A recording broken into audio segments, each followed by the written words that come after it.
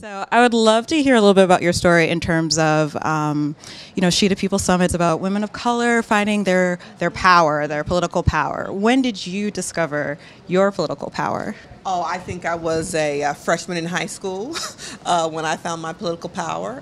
Just been engaged always. I remember hearing a speech by a member of the Congressional Black Caucus who defined politics as the process by which who gets what when. And I internalized that and fundamentally understood it. And so literally in high school, undergrad was involved. Had the wonderful opportunity to work for the first African-American woman elected to the California State Senate, Diane Watson, right out of my Coral Foundation Fellowship.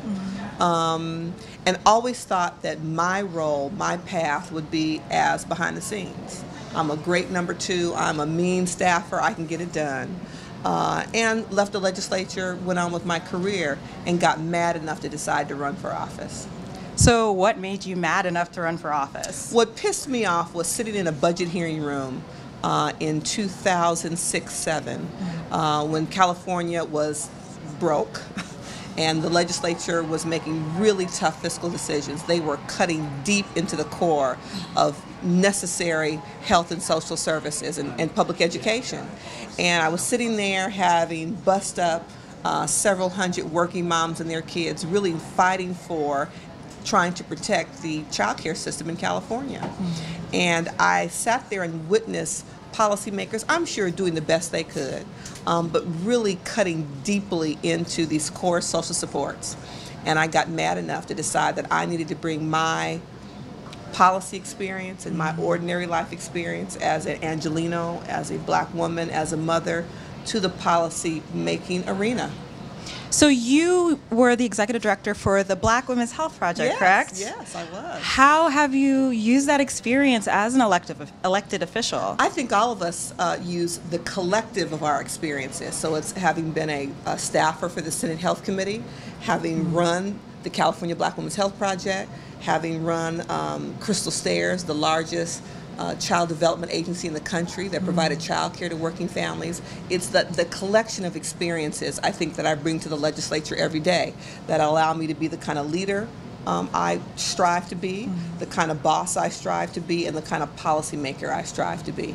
And so it's all of that. I serve on the Health Committee. I now chair the Budget Committee. Yes. And it's thinking back about those stories that I've heard over the years from the women who would come to us at the Black Women's Health Project, who talked about trying to find healthy food options in the 80s in South LA and not being able to. It's hearing those mothers who were taking 2 and 3 buses, trying to manage multiple jobs, get their children to high quality, affordable, accessible child care and make it work.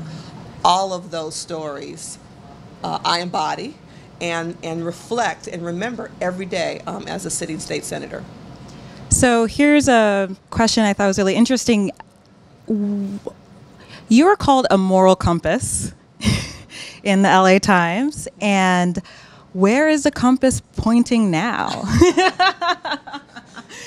Always pointing north. No, I'm just joking. I was very flattered, and what was significant about that statement was it came from a colleague. Right. It was a colleague of mine in the Senate who referred to me that way. And I think it reflects what we talked about, what I bring to my body of work and the work I do every day as a sitting senator. It's those voices, it's those stories of working families and working moms and their children.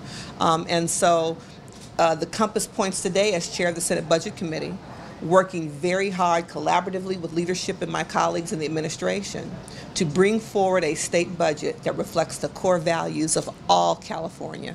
That's our goal when we manage the budget process. That's my goal when I introduce a bill package, and that's my goal every day when I cast a vote on the Senate floor in committee.